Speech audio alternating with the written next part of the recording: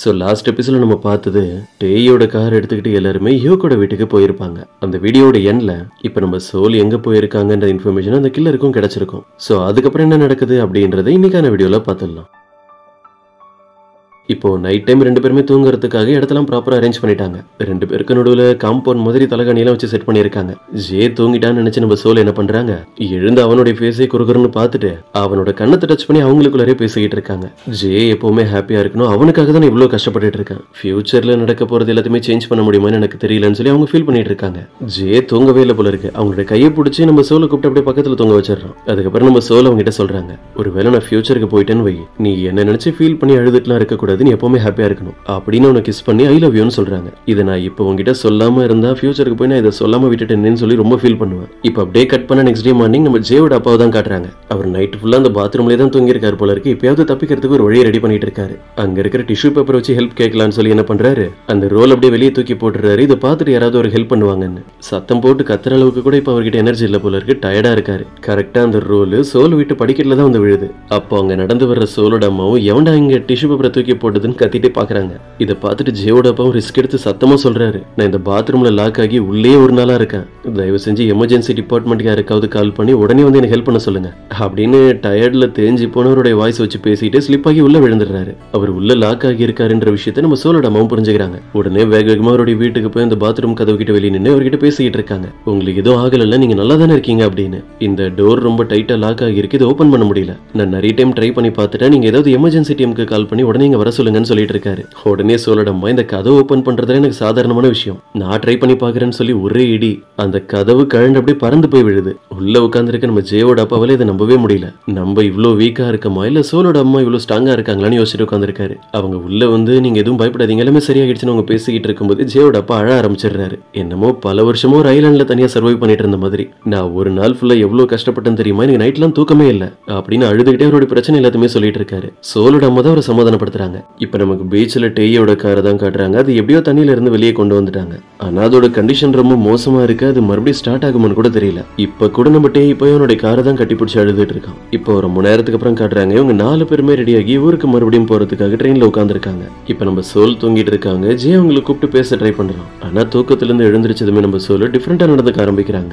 நான் எப்படி இந்த இடத்துக்கு வந்தேன், அது உன் கூட இங்க உட்காந்துருக்கா அப்படின்னு ட்ரெயின்ல இருந்து வெளியே போக ஆரம்பிக்கிறாங்க. இவன் அவங்களுடைய கையை பிடிச்சி தடுத்து பேசுறான். ஒரு வேலை சோல் திரும்ப ஃபியூச்சருக்கு போயிட்டு இப்ப பாஸ்ட் சோல் வந்துட்டாங்களான்னு அவனுக்கே ஒரு டவுட். எனக்கு உங்ககிட்ட பேசுறதுல விருப்பம் இல்லைன்னு சொல்லிட்டு நம்ம சோல் அங்க இருந்து வெளியே போயிடுறாங்க. நம்ம ஜே கண்ணெல்லாம் கலங்கி போய் நின்றுட்டு இருக்கான். ஆக்சுவலா ட்ரெயினை விட்டு வெளியே வந்த அப்புறம் தான் நமக்கு தெரியுது சோல் ஃபியூச்சருக்குலாம் போகல, அவங்க ஜே முன்னாடி சும்மா நடிக்கிறாங்க.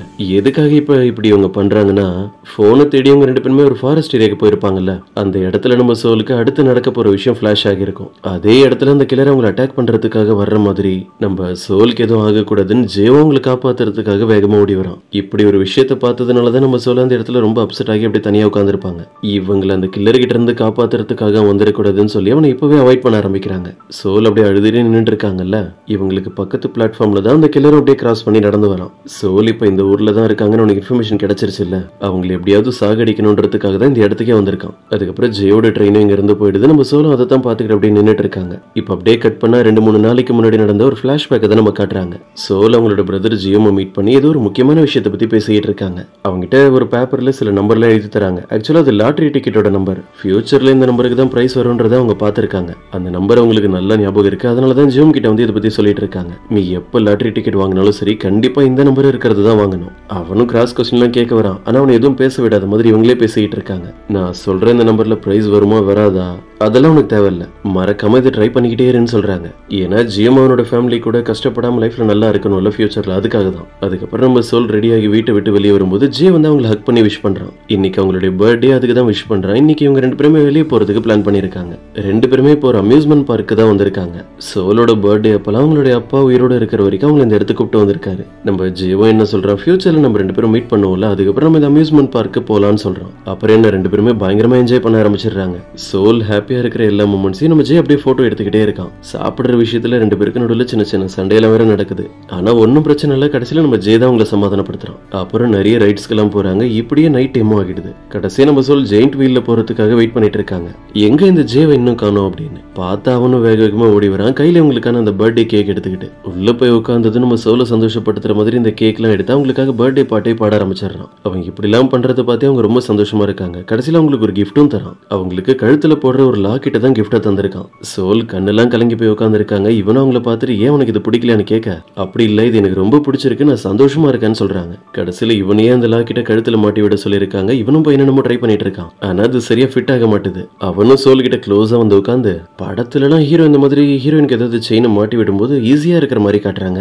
ஆனா இது கொஞ்சம் கஷ்டமா தான் இருக்குன்னு சொல்லி அவங்களை சிரிக்க வச்சுட்டு இருக்கான். இந்த ரைடு முடிஞ்சு ஒர்க்கர் இருப்பார்ல, அவர் இந்த டோர் ஓபன் பண்ணி பார்க்கும்போது இவங்க ரெண்டு பேருமே க்ளோஸா உட்காந்து இருக்கிறத பார்த்துட்டு நான் உங்களை டிஸ்டர்ப் பண்ணிட்டேன்னு நினைக்கிறேன், சரி ஒன்னும் பிரச்சனை இல்லை, நீங்க கண்டினியூ பண்ணுங்க, அடுத்த ரைடு போயிட்டு வாங்கன்னு சொல்லி டோர் லாக் பண்ணிட்டு போயிட்டாரு. அதுக்கப்புறம் தான் இவங்க ரெண்டு பேரும் பேசிக்கிட்டு இருக்காங்க. நம்ம இப்படி ஒன்னா உட்காந்து இருக்கிறத பார்த்துட்டு அவர் வேற நம்மள தப்பா புரிஞ்சுக்கிட்டாரு. என்ன இருந்தாலும் இப்படி எல்லாம் நடக்கிறது இவங்க ரெண்டு பேரோட லைஃப்ல ரொம்ப ஒரு ஹாப்பியான மூமெண்டா இருக்கு. சோல் நீ என்னோட லைஃப்ல வந்ததுக்கு அப்புறம் உண்மையாவே நான் ரொம்ப சந்தோஷமா இருக்கேன். ஃபர்ஸ்ட் அதுக்காக நான் உனக்கு தேங்க்ஸ் சொல்லணும்னு சொல்லிட்டு இருக்கான். பதிலுக்கு நம்ம சொல்லல, நான் தான் உனக்கு தேங்க்ஸ் சொல்லணும், நீ தான் ஃபியூச்சர்ல என்ன மோட்டிவேட் பண்ற மாதிரி பேசின. இப்ப நான் எந்த பிரச்சனையை பத்தியும் யோசிக்காம உயிரோட இருக்கிறதுக்கு காரணமே நீ தான். பதிலுக்கு நம்ம ஜீவம் சரி நான் உனக்கு ஹெல்ப் பண்ணிருக்கேன்னு சொன்னாலே எனக்கு ஒரு கிஃப்ட் கொடு. இப்படி சொல்லிட்டு அவங்க ரெண்டு பேருமே அதுக்கப்புறம் கிஸ் பண்ண ஆரம்பிச்சிடுறாங்க. ஆக்சுவலா இது எல்லாமே 2 நாளைக்கு முன்னாடி நடந்தது. இப்ப நம்ம ஜே இதெல்லாம் நினைச்சு ஃபீல் பண்ணி அழுதுகிட்டே தான் ட்ரெயின்ல தனியா போயிட்டு இருக்கான். இப்ப அப்படியே கட் பண்ண நம்ம டேயோட அப்பாவை தான் காட்டுறாங்க. அவர் சோலோட அம்மாவை மீட் பண்ணி பேசுறதுக்காக வந்திருக்காரு. நான் ஒரு போலீஸ் உங்ககிட்ட ஒரு முக்கியமான விஷயம் பேசுறதுக்காக வந்திருக்கேன். இன்னொரு பக்கம் நமக்கு சோலை தான் காட்டுறாங்க. அவங்க தான் ட்ரெயின்ல ஏறவே இல்லல்ல, ஹியூக்கோட ஊர்ல இருக்கிற போலீஸ் ஸ்டேஷன்ல போய் அவங்களுடைய பிரச்சனையை சொல்லியிருக்காங்க. என்ன எப்ப வேணும்னாலும் ஒரு கில்லர் அட்டாக் பண்றதுக்காக வருவான், தயவு செஞ்சு என்ன காப்பாத்துங்கன்னு. ஆனா அவங்க சொல்றது யாரும் நம்ப மாட்டாங்க. இதே நேரம் அவங்களுடைய அம்மா கிட்ட இருந்து வேற நம்ம சோலுக்கு கால் வருதா. அவங்க போன் அட்டன் பண்ணதும் அவங்க கத்த ஆரம்பிச்சிடுறாங்க. உனக்கு எவ்வளவு தைரியம் இருந்தா ஒரு வருஷத்துக்கு முன்னாடி இப்படி ஒரு இன்சிடென்ட் நடந்திருக்கு, இதை பத்தி என்கிட்ட சொல்லாம இருப்பேன். உன்னை ஏதோ ஒரு கில்லர் கடத்திட்டு போயிருக்கான், நம்ம அவங்க கிட்ட இருந்து நீ தப்பிச்சு வந்திருக்க. இப்ப அவன் போலீஸ் கிட்ட இருந்து எஸ்கேப் ஆகி உனதான் தேடிட்டு இருக்கானோ, நீ சீக்கிரம் வந்துருன்னு சொல்லிட்டு இருக்காங்க. ஆனா நம்ம சோல் அவங்களுடைய வீட்டுக்கு போறதுக்கு ரெடியா இல்ல. ஏன்னா இப்ப ஜே அவனுடைய வீட்டுக்கு போயிருப்பான். மறுபடியும் ஒரே ஏரியால இருந்தா அந்த கில்லரால அவனுக்கு ஏதாவது பிரச்சனை வந்துருன்னு சொல்லிட்டு இவங்க எங்கேயே இருக்கிறதுக்கு பிளான் பண்றாங்க. அம்மா நீங்க எதுவும் பயப்படாதீங்க, நாங்க ஹியூக்கோட அப்பா அம்மா கூட அவங்க வீட்டுல தான் பத்திரமா இருக்கும், என்ன சேஃபா பாத்துக்கிறதுக்கு ஜேவும் கூட தான் இருக்கான்னு போய் சொல்றாங்க. சோலுக்கு எந்த பிரச்சனையும் வந்துடக்கூடாதுன்ற பயத்துல தான் அவங்களுடைய அம்மா போன்ல கொஞ்சம் கோவமா கத்திட்டு இருந்திருக்காங்க. ஆக்சுவலா அவங்க பொண்ணு மேல அவங்களுக்கு ரொம்ப பாசம் அதிகம் தான். இப்ப ரொம்ப நேரத்துக்கு அப்புறம் காட்டுறாங்க சோலோட அம்மா ஏதோ ஒரு வேலையா வீட்டை விட்டு வெளியே போகும்போது நம்ம ஜே பரபரப்பா ஓடி வந்து அவங்க கிட்ட கேக்குறான், சோல் வீட்டுக்கு வந்துட்டாளான்னு அவன் கேட்க, அப்போ சோல் உன் கூட இல்லையான்னு அவங்களுக்கு ஒரு ஷாக்கு. இப்பதானே கொஞ்ச நேரத்துக்கு முன்னாடி அவங்க கிட்ட போன்ல பேசினா, நான் ஜே கூட தான் பத்திரமா இருக்கேன், நீங்க எதுக்கும் கவலைப்படாதீங்கன்னு சொன்னா. இப்படி இவங்க சொல்ற விஷயத்தெல்லாம் கேட்டதுமே நம்ம ஜேக்கும் டவுட் வந்துருது. அப்படின்னா சோல் ஃபியூச்சருக்கு எல்லாம் போகல, நம்ம கிட்ட சும்மா தான் சொல்லியிருக்கா போல இருக்கு. யோசிச்சு பார்க்கும்போது தான் ட்ரெயின்ல நடந்த இன்னொரு முக்கியமான விஷயமும் எனக்கு ஞாபகம் வருது. சோல் ட்ரெயின்ல இருந்து இறங்கும் போது அவங்களுடைய கையை பிடிச்சி அவங்களை அங்கேயே தடுத்து நிறுத்த ட்ரை பண்ணிருப்பான்ல, அப்ப அவங்க கையில அந்த பிளாக் கலர் வாட்ச் இருக்குன்றத பார்த்திருப்பான். விஷயம் என்னன்னா நம்ம சோல் ஃபியூச்சருக்கு டைம் டிராவல் பண்ணி போயிருந்தா அந்த நேரத்துல அந்த வாட்ச் அவங்க கையில இருந்திருக்காது, பாஸ்ட் சோலா தானே இருந்திருக்கணும். அப்படின்னா சோல் தான் ஏதோ ஒரு காரணத்துக்காக முன்னாடி சும்மா பாஸ்ட் சோல் மாதிரி நடிச்சிருக்கா. அந்த கில்லரால அவளுக்கு எந்த பிரச்சனையும் வரவிட மாட்டேன்னு சொல்லிட்டு இவன் ஒரு முடிவோட இருக்கான். இப்ப அப்படியே கட் பண்ண நைட் டைம் டேயோட அப்பா தான் காட்டுறாங்க. சோல் ஒரு பில்டிங் வந்து செக் பண்ண சொல்லியிருப்பாங்கல்ல, அதுக்கு வெளியே தான் வெயிட் பண்ணிட்டு இருக்காங்க. அந்த கில்லர் இங்க வந்து அவனை கண்டிப்பா பிடிச்சிடலான்னு. அப்ப கரெக்டா நம்ம சோல் அவருக்கு கால் பண்ணி ஹியூக்கோட சொந்த ஊருக்கு அந்த அட்ரஸ்க்கு வர சொல்றாங்க. நான் சொல்ற விஷயங்கள்ல உங்களுக்கு மட்டும் தான் நம்பிக்கை இருக்கு, இங்க இருக்க போலீஸ் கிட்ட நான் என்ன சொன்னாலும் அவங்க யாரும் நம்ப மாட்டாங்க. அந்த கில்லர் என்ன தேடி இங்க தான் வருவான்னு எனக்கு தோணுது, சீக்கிரம் அந்த இடத்துக்கு வந்துருங்கன்னு இன்ஃபர்மேஷனை தந்துடுறாங்க. இப்போ கொஞ்ச நேரத்துக்கு அப்புறம் நம்ம ஜேவ் தான் காட்டுறாங்க. அன்னைக்கு நம்ம சோல் ஒரு பில்டிங் கிட்ட பேசிட்டு இருந்திருப்பாங்கல்ல, அந்த பில்டிங் தான் அவனும் கரெக்டா வந்திருக்கான். ஒருவேளை அவங்க இந்த இடத்துல இருப்பாங்களான்னு செக் பண்றதுக்காக. இன்னைக்கு என்ன டேட்னு பார்க்கும்போது தான் தெரியுது, இன்னைக்கு 7ஆம் தேதி தான். 10ஆம் தேதி தான் அந்த கில்லர் அவங்களை இந்த பில்டிங்ல அட்டாக் பண்ண போறதா போலீஸ் கிட்ட சொல்லிட்டு இருந்திருப்பாங்க. அப்படின்னா அந்த டேட்ல நடக்க வேண்டியது இன்னைக்கே நடக்க போகுது. ஃபியூச்சர்ல ஏதோ ஒரு சேஞ்ச் ஆகிருக்கு அப்படின்றது நம்ம ஜே புரிஞ்சுக்கிறான். அதுக்கப்புறம் அவனுக்கு நம்ம ஹியூ கிட்ட இருந்து கால் வருது. சோல் இப்போ உங்க கூட தானே இருக்கா, நீங்க 2 பேரும் வீட்டுக்கு வந்துட்டீங்கல்ல.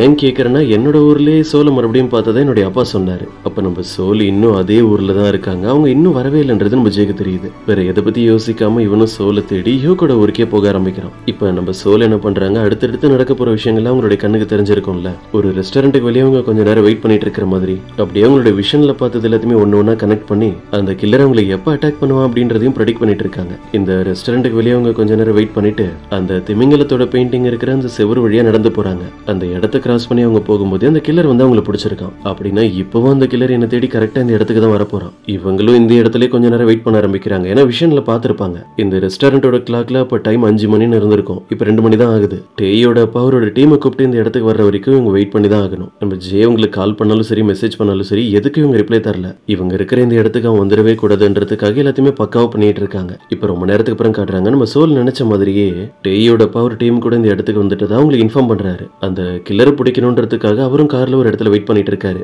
இன்னொரு பக்கம் நம்ம ஜேவை காட்டுறாங்க, சோலை தேடி அவனும் ஒரு பக்கம் வந்துகிட்டு இருக்கான் ஊருக்கு. வர்ற வழியில நம்ம சோல் எங்கேயும் மிஸ் ஆகிட்டாங்கன்னு போலீஸ் கம்ப்ளைண்ட் தந்திருக்கான். இப்ப 5 மணி ஆகுது. கரெக்டா நம்ம சோல் அந்த இடத்த கிராஸ் பண்ணி அப்படியே நடந்து போக ஆரம்பிக்கிறாங்க. டேயோட பவர் கூட இருக்க போலீஸும் அவங்க எங்க போறாங்கன்றத நோட் பண்ணிட்டு அவங்க பின்னாடி தான் வந்துட்டு இருக்காங்க. நம்ம சோல் இப்ப எங்க இருக்காங்கன்னு தெரியாததுனால ஜேவும் இப்ப அவங்களை எல்லா இடத்துலயுமே தேடி ஓடிட்டு இருக்கான். கில்லர் அவங்களை கடத்துற அதே இடத்துக்கு வந்து நம்ம சோல் ரெடியா வெயிட் பண்ணிட்டு இருக்காங்க பயத்தோட.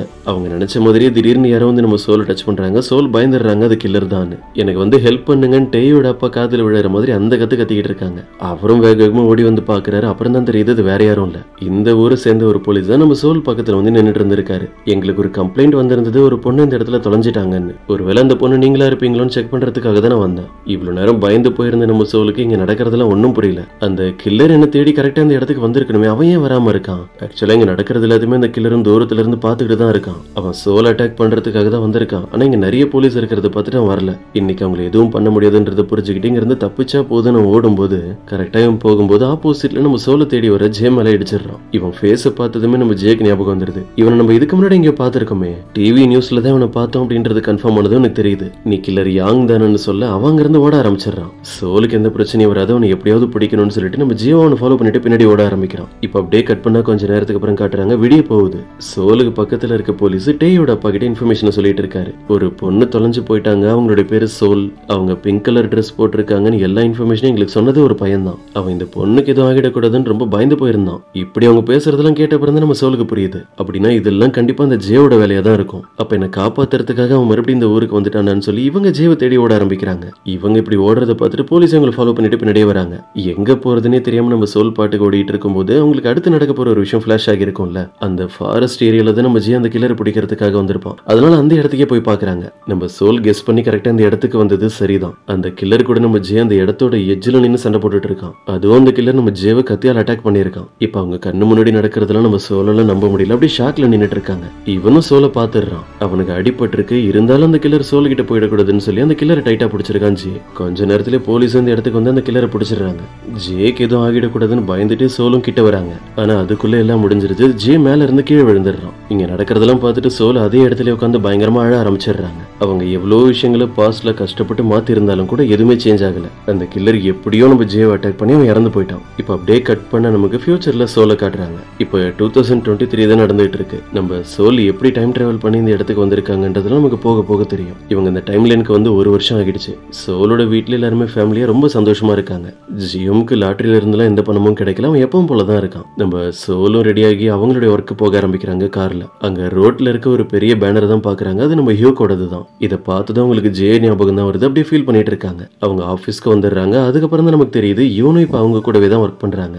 இதுக்கு முன்னாடி கூட நம்ம சோலுக்கு ஒரு பர்சன் அவங்களுடைய கோவர்க்கரா இருந்திருப்பாருல, அவர் தான் இப்பவும் இருக்காரு. பாஸ் பின்னாடி நடந்து வர்ற விஷயமே தெரியாம இவனு உட்காந்து அவங்கள தான் திட்டிட்டு இருக்காங்க. நம்ம பாஸோட டேஸ்ட் ஏன் இப்படி இருக்குன்னு எனக்கு புரியல. நல்ல நல்ல மூவி ப்ராஜெக்ட்லாம் செலக்ட் பண்றதை விட்டுட்டு எப்படிதான் மொக்கையா செலக்ட் பண்றாங்களோ. பாஸ் அவங்க பின்னாடி தான் இருக்காங்கன்னு தெரிஞ்சதுமே இவனும் அப்படியே சமாளிக்க ஆரம்பிச்சிடுறாங்க. நான் உங்களை பத்தி ஏதாவது தப்பா சொல்லணும்னா நம்ம பாஸோட டேஸ்ட் உண்மையாவே வேற லெவல் அப்படி இப்படின்னு என்னமோ புகழ்ந்து பேசிட்டு இங்க இருந்து எஸ்கேப் ஆகிடுறாங்க. அதுக்கப்புறம் பாஸ் நம்ம சோலை கூப்பிட்டு தனியா ஒரு முக்கியமான விஷயத்தை பத்தி பேசுறாங்க. நம்ம மூவில ஒரு ஆக்டர் நடிக்கிறதா சொல்லியிருந்தான்ல, அவன் கிஸ் பண்ற சீன் வந்தாலே வேணான்னு சொல்றான். இதை கேட்டு டென்ஷன் நம்ம சோலை அது எப்படி அவன் முடியாதுன்னு சொல்றான். இது ஒரு லவ் மூவி அப்படின்றது அந்த ஆக்டருக்கு தெரியுமா தெரியாதா? இப்போ வந்து திடீர்னு இப்படிலாம் பேசிட்டு இருந்தா எப்படி? பாஸ் கிட்ட பர்மிஷன் வாங்கிட்டு அந்த ஆக்டரை போய் மீட் பண்றதுக்காக வெறித்தனமா கோவத்துல போயிட்டு இருக்காங்க. என்னதான் கோவப்பட்டாலும் சரி அந்த ஆக்டர் கிட்ட போய் கொஞ்சம் சைலண்டா தான் பேசுறாங்க. இந்த படத்துல நீங்க கிஸ்லாம் பண்ண மாட்டேன்னு சொல்லிட்டீங்களாமே, கண்டிப்பா நீங்க இந்த படத்துல கிஸ் பண்ற சீன்ல நடிச்சுதான் ஆகணும். ஏன்னா படத்தோட பேர்ல கிஸ் அப்படின்ற வார்த்தை இருக்கு. அந்த ஆக்டர் ஒரு டம்மி பீஸ் போல இருக்கு. இவங்க சொல்றத புரிஞ்சிக்காம அவரை மாத்தி மாத்தி பேசிட்டு இருக்கான். இந்த படத்தோட டைட்டில் என்ன வேணும்னாலும் இருந்துட்டு போட்டோம். இந்த மாதிரி கிஸ் பண்ற சீன்லாம் நடிக்க கூடாதுன்னு என்னோட கேர்ள் ஃப்ரெண்ட் என்கிட்ட சொல்லியிருக்கா. அவளுக்கு அதெல்லாம் பிடிக்காத, ரொம்ப ஜெலஸா ஃபீல் பண்ணுவா. அதுதான் இதுக்கான காரணம். நம்ம சோல் எவ்வளவு ரெக்வஸ்ட் பண்ணி கேட்கறாங்க, அவன் மதிக்கவே மாட்டான். ட்ரிங்க் பண்ணிட்டு அவனுடைய கேர்ள் ஃப்ரெண்டை கூப்பிட்டு கார்ல போய் உட்காந்து அங்க இருந்து போக ஆரம்பிக்கிறான். நம்ம சோலோ வந்து அட்வைஸ் பண்றாங்க இப்படி எல்லாம் ட்ரிங்க் பண்ணிட்டு காரை ஓட்டக்கூடாதுன்னு. ஆனா அவன் கேட்கல. கோவத்துல நம்ம சோல் என்ன பண்றாங்க, அவங்களுடைய கார் எடுத்துட்டு போய் அவனை பிளாக் பண்ணி நிறுத்திட்டு அவன் காது பிடிச்சி திரும்பி அவனை வெளியே கூப்பிட்டு திட்ட ஆரம்பிச்சிடுறாங்க. நான் இவ்வளவு சொல்லிட்டு இருக்கேன், நீங்க பாட்டு கேட்காம போயிட்டு இருக்கீங்க. இப்படி எல்லாம் ட்ரிங்க் பண்ணிட்டு கார் ஓட்டக்கூடாது. நீங்க பண்ற தப்பால சும்மா ரோட்ல நடந்து போயிட்டு இருக்கவங்களுக்கு ஏதாவது அடிபட்டுருச்சுன்னா உங்களை நான் இங்க இருந்து போக விட மாட்டேன்னு சொல்லி காதை பிடிச்சி திருக அவன் அழ ஆரம்பிச்சிடுறான். நான் தான் சொன்னல இந்த ஆக்டர் ஒரு டம்மி பீஸ்னு. இப்போ இப்படி நடந்துட்டு இருக்கிற எல்லா விஷயமும் அங்க இருக்கிற சிசிடிவி கேமரால ரெக்கார்ட் ஆகுது. சோ இன்னைக்கான வீடியோ இதோட முடியுது. இது உங்களுக்கு பிடிச்சிருக்கும் நம்புறேன். அப்படி பிடிச்சிருந்தா மறக்காம உங்களுடைய ஃப்ரெண்ட்ஸ்க்கும் ஷேர் பண்ணிடுங்க.